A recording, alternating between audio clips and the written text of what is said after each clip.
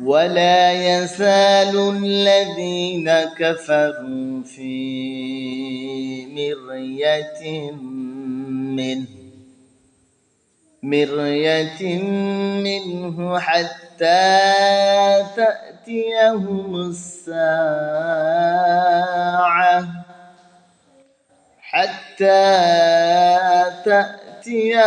الساعة بغتة أو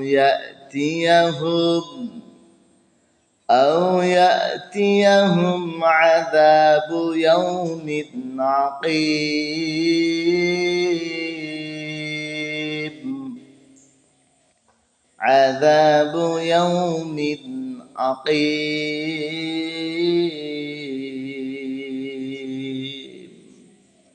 আল্লাহ পাক রব্বুল আলামিন বলেন ওয়ালা ইয়াজালুল্লাযীনা কাফারু ফী মিরয়াতিন মিনহু, অবিশ্বাসীরা এতেও সন্দেহ পোষণ হতে বিরত থাকবে না।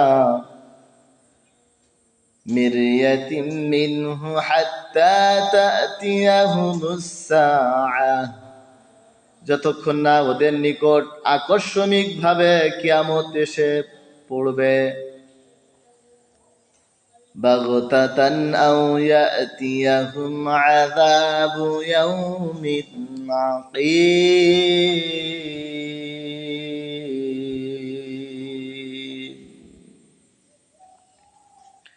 অথবা এসে পড়বে এক ভয়ঙ্কর দিনের শাস্তি।